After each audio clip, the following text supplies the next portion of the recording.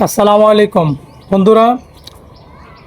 3 ফেব্রুয়ারি রোজ মঙ্গলবার দিবাগত রাত্রে আমাদের বাংলাদেশে শবে বরাতের রাত অনুষ্ঠিত হতে যাচ্ছে।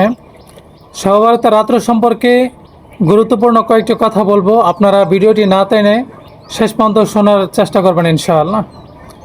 শবে বরাতের রাত্রি সম্পর্কে আল্লাহ রসুল হাদিসে বলেন, কুমু লাইলাহা ও সুমু নাহারহা, তোমরা সারা রাত্র জাগ্রত থেকে ইবাদত করো এবং পরের দিন রোজা রাখো।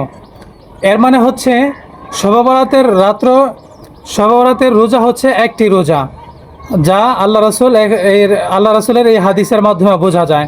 তো আমরা অনেকে মনে করি যে শবে বরাতের রোজা মনে হয় কয়েকটা। না ভাই, শবে বরাতের রোজা হচ্ছে একটা। আল্লাহ রসুল বলছেন সুমু নাহারহা, মানে একটি রোজা রাখো তোমরা। আর শবে বরাতের রাত্রে যে রোজাটা, এটা হচ্ছে নফল রোজা। আর এই নফল রোজা এটা অন্যান্য নফল থেকে অন্যতম একটি রোজা। এটা রাখলে সওয়াব আছে, না রাখলে গুনাহ নাই। তো আমাদের যাদের সাধ্য আছে আমরা এই রোজাটি রাখবো, আর যাদের সাধ্য নাই তারা এটাকে রাখবো না। এর জন্য কারো কোনো গুনাহ হবে না।